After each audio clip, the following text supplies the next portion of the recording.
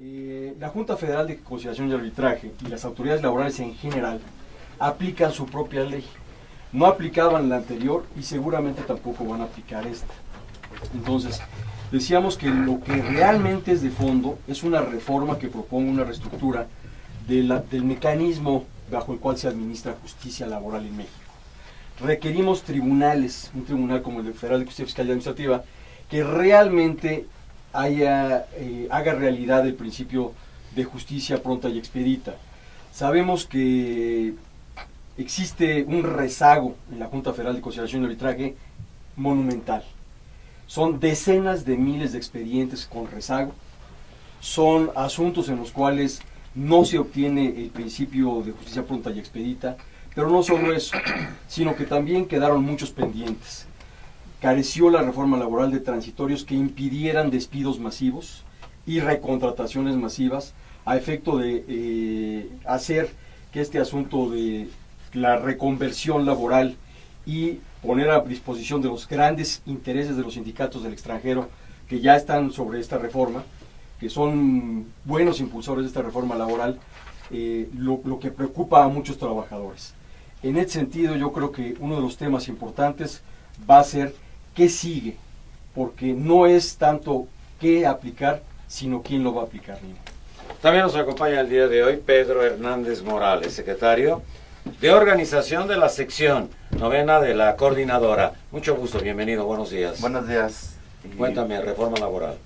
Para los maestros, para los trabajadores, ha significado un retroceso enorme y bueno, ya las primeras muestras de inconformidad en días recientes con miles de amparos contra esta reforma, y creo que hay coincidencia aquí de los sindicatos, de las organizaciones de trabajadores, que está significando un retroceso muy grande, una afectación de los derechos, y bueno, particularmente consideramos que esta reforma a los maestros, ahora con la llamada reforma educativa, que va junto, va pegada, nos perjudica, nos afecta, y la coordinadora ha definido 3 rutas en esta parte de la movilización. Estaremos el próximo 5 de febrero frente a la Cámara de Diputados para señalar, pues, no solo de la reforma laboral, sino también de la reforma educativa en puerta, pues las afectaciones que significa.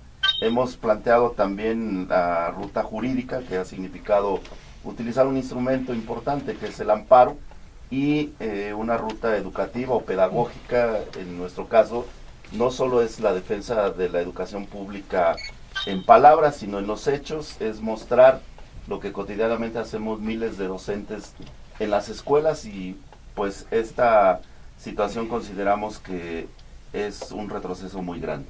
También nos acompaña el doctor José Luis de la Cruz, director del Centro de Investigación en Economía y Negocios, TEC de Monterrey, Campus Estado de México. José Luis, mucho gusto, bienvenido. Muy buenos días. Lo que nos preguntamos del principio cuando se empezó a impulsar la reforma es ¿para qué está diseñada? ¿Generar más empleos? Me parece que probablemente. Sí. El punto es realmente cuál es la calidad de lo que se va a generar. Es decir, al final del día, uno de los argumentos que se planteó es vamos a flexibilizar el mercado. Y básicamente esto lo que implica es disminuir salarios, disminuir costos. ¿Por qué? Uno de los artículos muy poco debatido, pero que me parece es uno probablemente de los más leoninos, es el hecho de que se plantea que aún en el escenario de tener contratos indeterminados, a las personas se les va a emplear por el tiempo en el que los patrones lo requieran. Es decir, se les va a otorgar, y así está marcado, salarios y prestaciones de acuerdo al tiempo en que se les esté empleando. Si son 8 meses, si son 7 meses, si es todo el año, eso dependerá de las necesidades.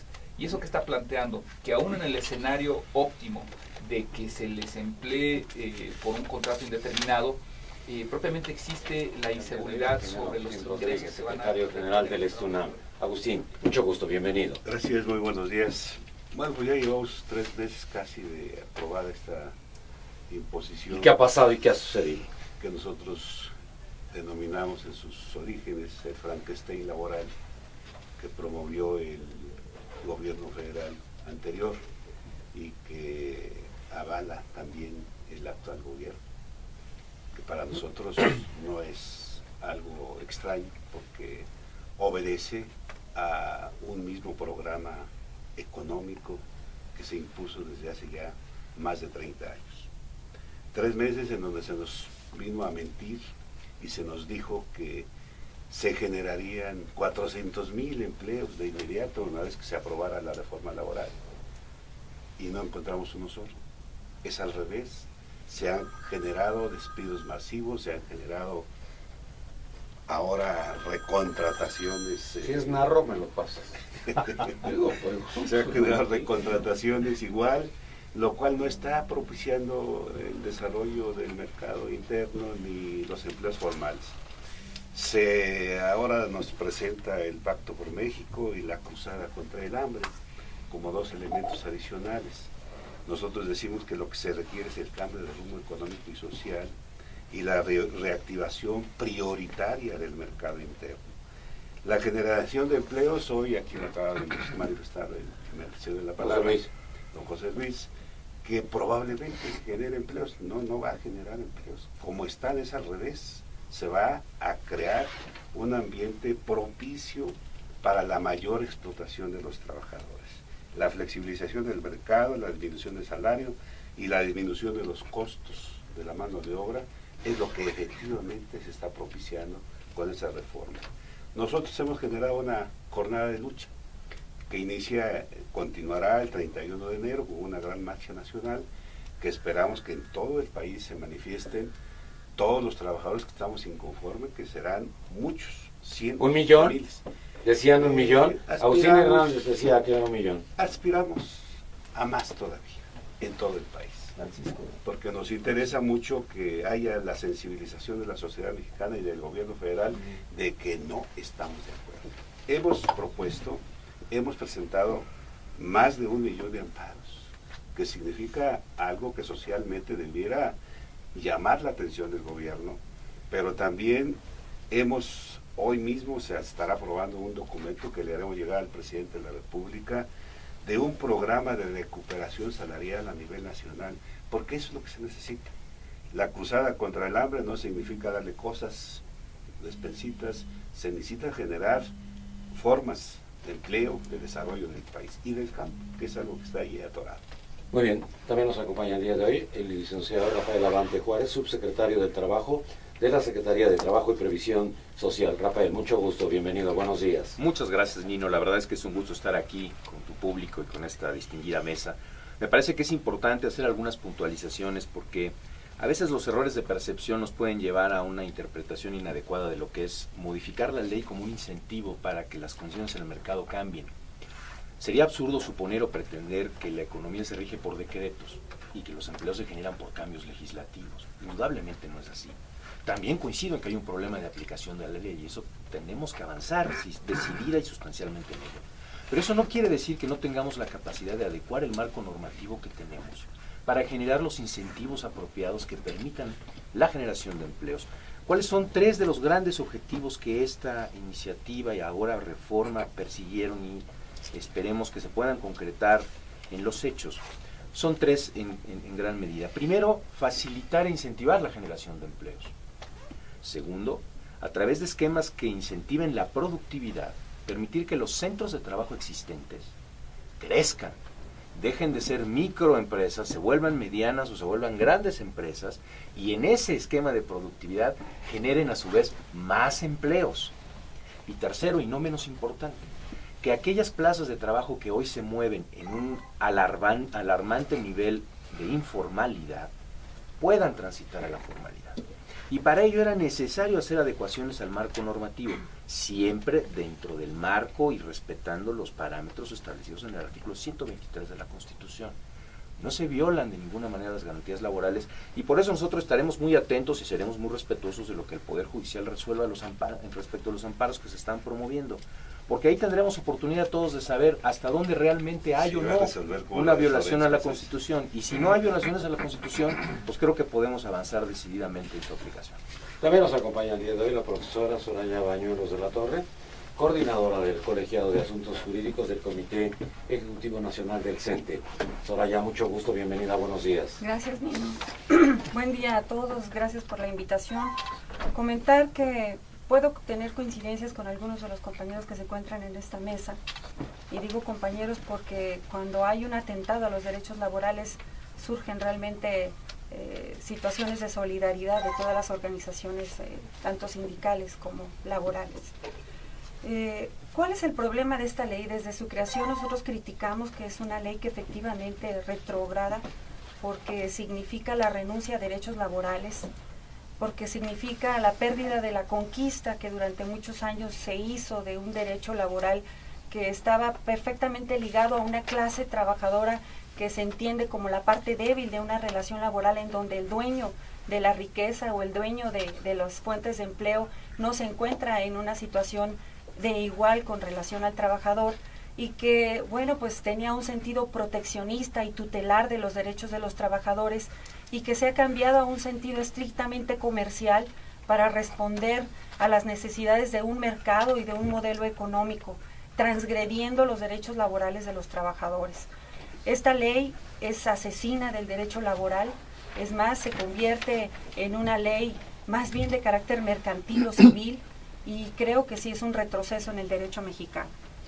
¿Qué es lo que hace esta ley? Bueno, pues aparte de conculcar los derechos de los trabajadores de la educación y de todos en este país, porque es otra precisión que hay que hacer, el destino de esta ley es el destino de todos los trabajadores de este país, sean apartado A, apartado B. Todos estamos regidos por esta ley porque es la madre del derecho laboral y por el principio de supletoriedad, que todos entendemos.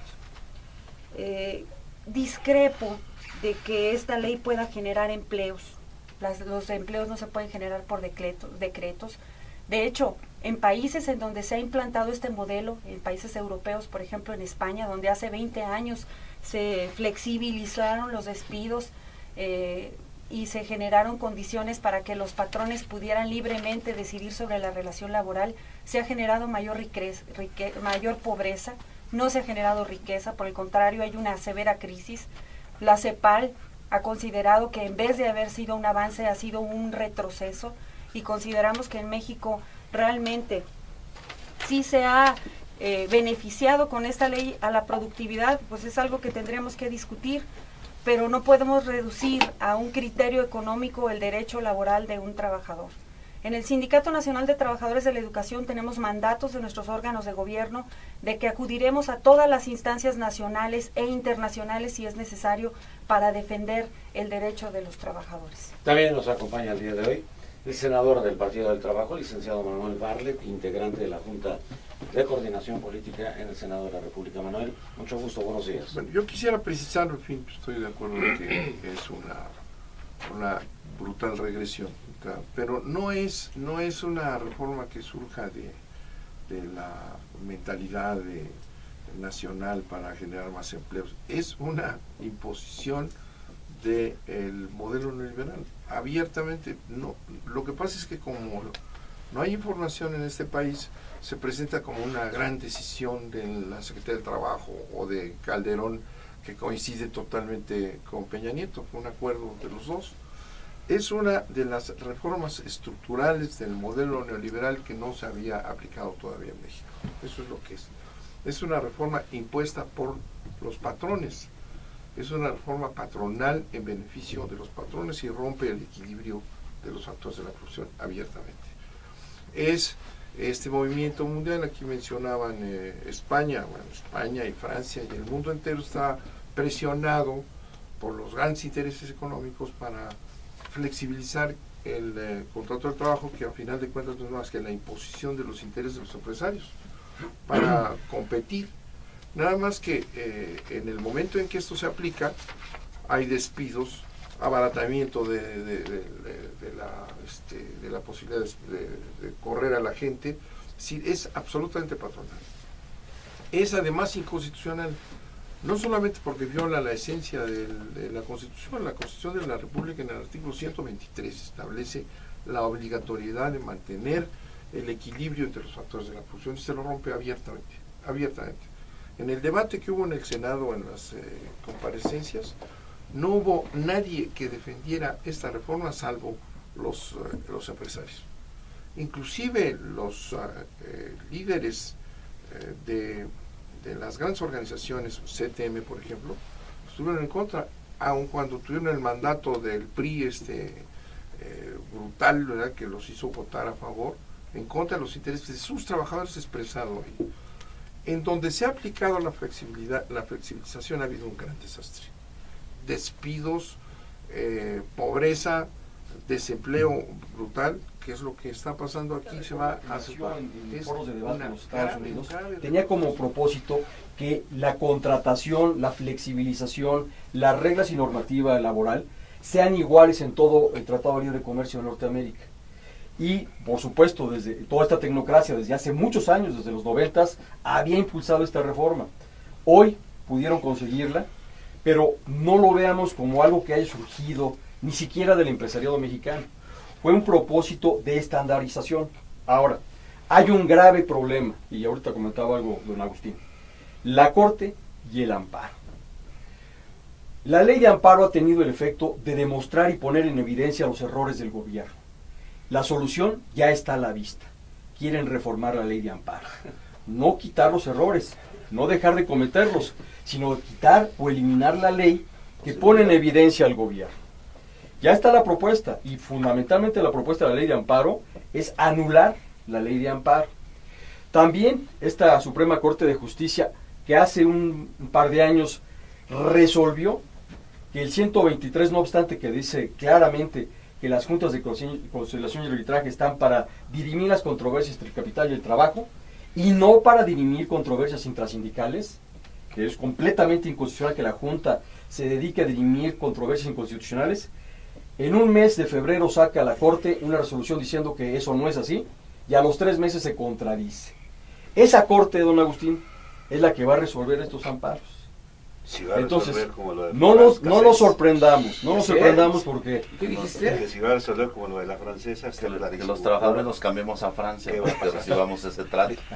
Entonces, realmente el problema sí es muy importante, porque el malestar social, tenga o no constitucional razón, hay que atender.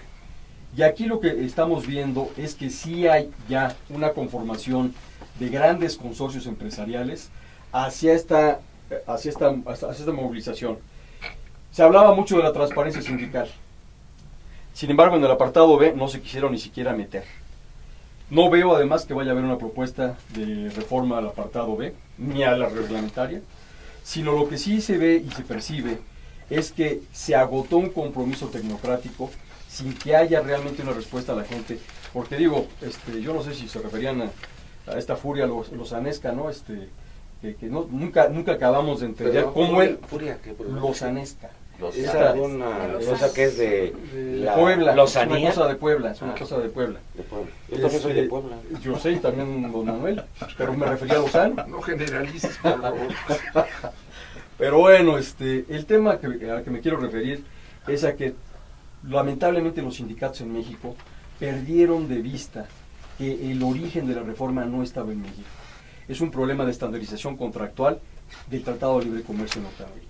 Pedro Hernández, de la Coordinadora.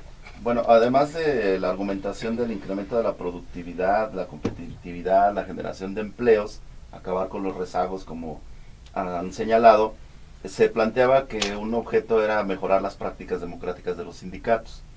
Y bueno, yo creo que ahí hay una situación que no es tocada, y yo creo que debería haber congruencia. Está una representante del Comité Ejecutivo Nacional del Sindicato, del CENTE, al que pertenecemos también, y particularmente en la sección 9 nosotros llevamos bastantes años sin poder ejercer estos derechos democráticos. Creo que, siendo congruente con la argumentación de defender los derechos de los trabajadores, debería de permitirse dentro del CENTE, por el Bester Gordillo y sus representantes, que pudiéramos los maestros de la Ciudad de México y de muchos otros lados ejercer un derecho fundamental, que es elegir nuestros representantes. Regresando al asunto de la reforma, pues nos parece que más bien privatiza estas relaciones laborales, anula el carácter tutelar de la Ley Federal del Trabajo, permite al patrón efectivamente cancelar toda la obligación laboral, y esta llamada mayor productividad e inestabilidad en realidad pues no genera empleos, como se ha señalado en esta mesa y en otros lugares, y vemos menos salario, más pobreza y no una reactivación económica, como ha señalado el representante de la Subsecretaría de Trabajo. Creo que además de la vía jurídica, como hemos señalado, está en puerta una movilización fuerte de los trabajadores. Eso es a lo que estamos llamando a los legisladores. Les solicitamos que haya una discusión que pueda cambiarse, que pueda transformarse pues este atentado a los derechos de los trabajadores. Cuando hablas de esta movilización, es la del día 31. Sí, y además nosotros Platícame qué va a pasar el día 1 de febrero, ¿va a seguir todo igual? No, creo que hay una situación muy clara de los sindicatos. Efectivamente podemos tener coincidencias, pero plantearemos que no solo fuera en la parte declarativa. Necesitamos una activación, una coordinación real y bueno, exigimos al legislativo pues actúe en consecuencia. Doctor José Luis de la Cruz, TEC de Monterrey.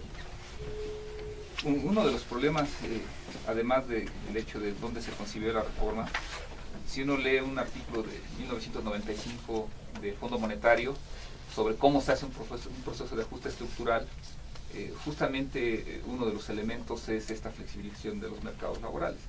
Y si uno ve la evolución de México en los últimos 20 años, es básicamente el manual de Fondo Monetario, cuando se toma un curso de programación financiera otorgado por el instituto, ahí está.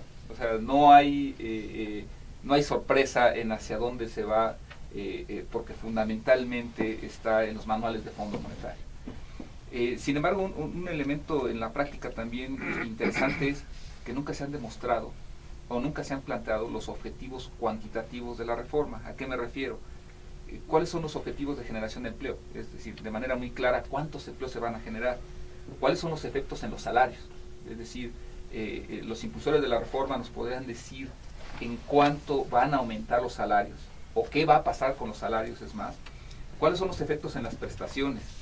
Y reitero, como a final de cuentas el empleo no lo genera el gobierno, para que se diga que se va a generar 400,000, 500,000 empleos, atrás debe de venir asociado en cuánto se va a incrementar la inversión.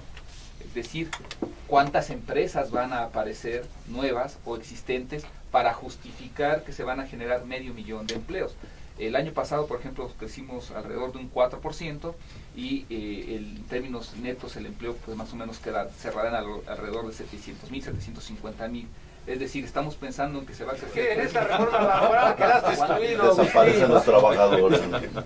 Ingeniero Agustín Rodríguez, secretario general del Estunal. Gracias. Y disculpas. No, por favor, si usted tan amable de hacer se uso entiende de que la te palabra. pongas nervioso con tanta No, persona. contigo. Bueno, nosotros vamos a presentar un documento que hoy en este momento está discutiéndose en la Unión Nacional. Voy a destacar algunos aspectos. La Ley Federal del Trabajo Impuesta debe abrogarse, ya que no contó con el consenso de las organizaciones sindicales y de amplios sectores de especialistas en derecho laboral. Los vacíos jurídicos que se dieron durante el procedimiento legislativo, por su carácter inconstitucional, transgreden diversos convenios internacionales. Además, porque las reformas atentan contra el principio tutelar de los derechos de los trabajadores, precariza el empleo y por lo tanto transgrede y devalúa el mundo del trabajo. Para garantizar la eficacia, credibilidad y sostenibilidad del nuevo rumbo del país, se requiere la activa participación de los sindicatos y de la sociedad civil a través del diálogo social como un mecanismo efectivo que contribuirá a que se vuelva una realidad la reducción de las desigualdades sociales y económicas, para revalorar la fuerza del trabajo y sus organizaciones sociales en lo productivo y en lo social.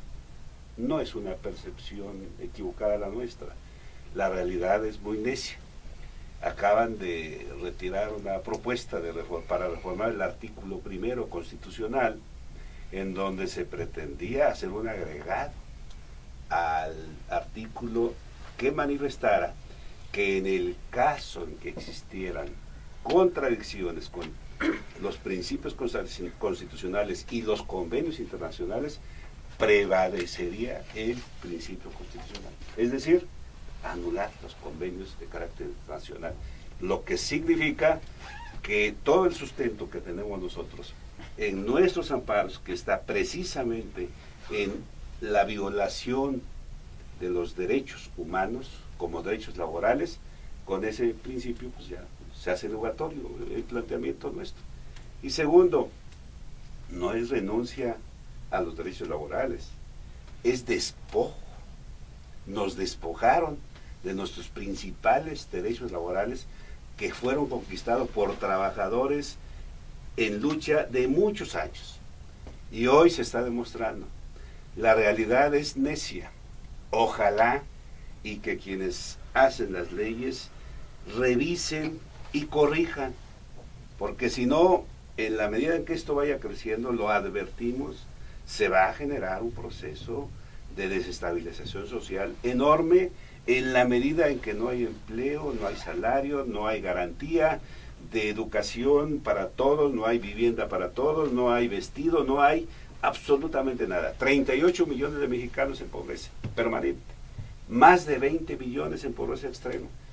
Hoy nos parece que es necesario que se haga un alto, una reflexión y se revise para la reorientación del rumbo económico y social del país. Muy bien, Rafael Avante, subsecretario del Trabajo.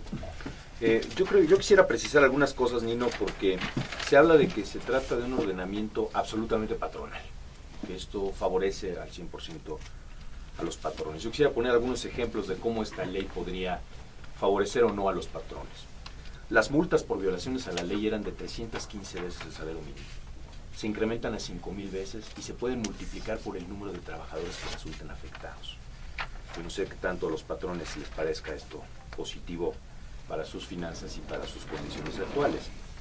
La indemnización por muerte del trabajador se incrementó a 5,000 días de salario. Se establece la obligación del patrón para reconocer licencias de paternidad y licencias por adopción.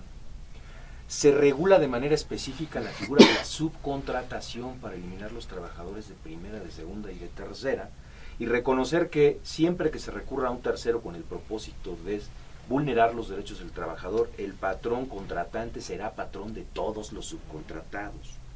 Se regulan específicamente las tareas de trabajo en el campo, estableciendo la necesidad de guarderías, obligaciones específicas del patrón frente a los trabajadores del campo. Se regula el trabajo en minas, donde además se prevé el auxilio de la fuerza pública para inspeccionar ese tipo de centros de trabajo, y se prevé también la facultad del trabajador minero de dejar de realizar sus actividades si percibe una situación de peligro inminente. Se tipifica como delito el trabajo infantil fuera del círculo familiar, por lo que quien contrate niños ahora está cometiendo un delito y podrá ir a dar a la cárcel.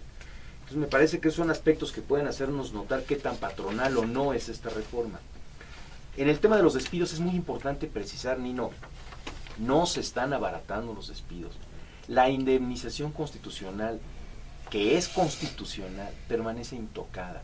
Sí hay una variante en el tema de los salarios vencidos, pero no es en el monto de la indemnización constitucional. Por lo mismo, cualquier despido masivo que se pudiera dar, pues tendría que respetar esa indemnización constitucional y tendría que pagarle su liquidación correspondiente a los trabajadores. No es tan supeditada la permanencia en el trabajo al arbitrio del empleador. Las figuras de capacitación inicial y de prueba tienen periodos muy claros de duración que además involucran seguridad social y prestaciones totales. Vencido ese plazo, automáticamente el contrato se considera de tiempo indeterminado y aplican las reglas generales que hoy vienen aplicando para cualquier tipo de contratación. Se establecen reglas precisas de transparencia y democracia sindical, con lo cual creemos que podemos abonar en función de empoderar al trabajador frente a sus propias organizaciones y que sea legítimamente representado. Y finalmente, respecto a la medición de la productividad, no solamente se va a buscar medirla, sino se va a buscar dar todos los elementos para propiciarla e incentivarla. ¿Cómo? A través de la creación de la Comisión Nacional de Productividad, que va a involucrar representación del sector empresarial, del sector obrero y del propio gobierno, como un órgano consultivo consejero del Ejecutivo Federal. ¿Quedó claro? Quedó claro en la ley, pero en la Junta no Soraya. quedó claro. Comentar lo siguiente, bueno, es de elemental educación democrática escuchar a las minorías y tomar en cuenta sus puntos de vista, pero también lo es respetar la voluntad de las mayorías. Esto en respuesta a lo que establece mi compañero de la coordinadora. efectivamente, nosotros tenemos procesos democráticos en donde pueden participar en la elección de sus dirigentes. ¿Ellos participan o no? No, Sí, no, es solo que hay que somos respetar la excluidos. voluntad de las mayorías. En el Acabamos DF de somos tener- mayoría. Acabamos No lo de tener, respetan. sí, pero en el país somos más de 1,5 millones, 1,700,000 agremiados, entonces no se puede imponer la voluntad de las minorías sobre las mayorías.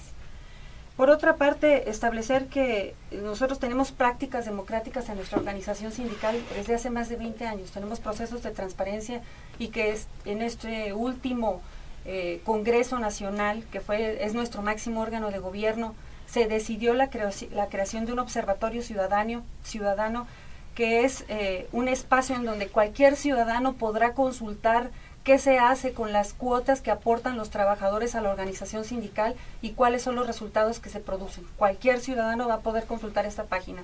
Es única en el mundo, es el primer sindicato que lo hace a nivel internacional y lo estaremos aplicando a partir de febrero. Cualquier ciudadano lo podrá hacer. Entonces, hemos mejorado nuestras prácticas democráticas. Pero no quisiera distraerme en este tema porque el tema es reforma laboral.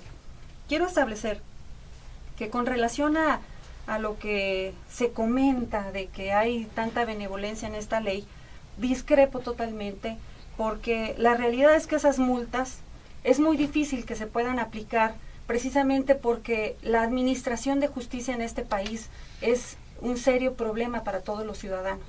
Ojalá y se aplicaran realmente las disposiciones que están en la ley, pero lo hemos visto y no. Por ejemplo, es letra muerta. El artículo 17 constitucional habla de que la justicia debe ser pronta y expedita. Nuestros juicios laborales tardan de 2 a 3 años y se pueden extender más. Entonces, una cuestión es lo que dice la ley y otra cosa es lo que se aplica, ¿no? Por eso habría que precisar si esas multas efectivamente se van a hacer. El outsourcing no es más que un fraude a la ley. Es una figura que estaba prohibida, es un fraude al derecho del trabajador, porque lo único que hace es volverlo un artículo de comercio, algo que está prohibido por el artículo 3 de esta ley, y en donde el trabajador se vuelve el artículo de un comercio entre un intermediario y el patrón, ¿verdad? De un prestador de servicios y el patrón, de tal manera que eso no es de ninguna forma un beneficio. Se reduce la posibilidad de que la protección a la familia de tener una vida digna. Es más, se desaparece el carácter social del derecho laboral porque ahora todo es en función de un mercado, todo es en función de un mercado, todo es en función de una fórmula económica entre oferta y demanda y en donde la mercancía es el trabajo del trabajador, válgame la redundancia, que es la parte más desprotegida de esta situación. Por otra parte, se pulveriza la jornada de trabajo al poder establecer que se pueda contratar por 1 hora. Es verdad que se estuvo diciendo que esta ley era la ley de la generación de los empleos, y eso es totalmente falso. Lo que pasa es que si antes un trabajador tenía una jornada de 8 horas, ahora va a haber 5 trabajadores con jornadas de 1 hora, de 2 horas y de 3 horas, lo que va a generar sin duda alguna una gran miseria. Hay modelos económicos que lo han implantado desde hace muchos años. Insisto con el caso de España. En el caso de España hace 20 años que se generó este modelo de derecho laboral, y lo entrecomillo porque desaparece el derecho laboral, y de una tasa del 12% de desempleo, ahora tienen un 25% de desempleo en ese país y una severa crisis. Y eso se está traduciendo en países europeos como Grecia y en demás países que tienen este modelo ya instaurado desde hace muchos años. Así que efectivamente es un retroceso al derecho laboral en este país. Y hago un llamado a la unidad. Creo que no nos debemos distraer en este momento los trabajadores de la educación ni ningún otro tipo de trabajador en discusiones estériles, intergremiales. Debemos de entender que estamos ante un embate internacional contra nuestros derechos, ante un embate nacional contra nuestros derechos laborales, y es estéril que estemos discutiendo por discusiones intergremiales. Unámonos como una clase trabajadora para poder hacer algo en favor de los trabajadores de este país. Muy bien, vamos a conclusiones, senador del Partido del Trabajo, licenciado Manuel Barlet. Bueno, yo Comentario final y conclusión. Sí, muy bien. Yo quiero insistir, esta no es una invención aquí de los juristas de la Secretaría del Trabajo, sino es una imposición de los organismos internacionales que han estado presionando sobre eso. Es un hecho del Fondo Monetario Internacional, de Ángel Gurría, el ángel de la dependencia, que vino aquí a pedir, de Cáceres, que dijo hay que abaratar el despido, hay que facilitar la flexibilización, que es la pérdida de derechos. Es absolutamente claro no le demos vueltas. En Europa todavía están peleando, cuando están imponiendo la flexibilización esta que es pérdida de derechos de los trabajadores, están viendo el ejemplo de países como Holanda, en donde dice, o Alemania, que dicen, sí, vamos a flexibilizar, vamos a facilitar el despido, pero vamos a sostener económicamente a los trabajadores. Hay un equilibrio, le llaman flexiseguridad. Aquí descarnado, a la calle, a contratar por horas, a quitar a los que ya tienen algunos derechos, es brutalmente antilaboral.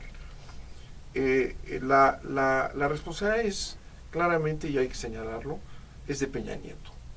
Peña Nieto ha aceptado todas las teorías de Calderón. Calderón y Peña Nieto son dos hermanos como par de verdugos contra los trabajadores de este país. Y me da mucha pena que la Secretaría del Trabajo deje de ser lo que debe de ser. La Secretaría del Trabajo está creada para mantener el equilibrio entre los trabajadores y los empresarios. Y se ha convertido en un garrote a favor de los empresarios. Y estamos viendo la lozanización de la Secretaría del Trabajo. Qué pena. La lozanización. ¿Se acuerdan de Lozano? Bueno, pues ya la Secretaría del Trabajo... No Daniel, Javier. No ese otro. Javier. Estamos viendo, qué pena, la lozanización de la Secretaría del Trabajo, un instrumento del Estado para dañar a los trabajadores de este país. Yo les agradezco mucho, Dino, muchas gracias. Senador, mucho gusto.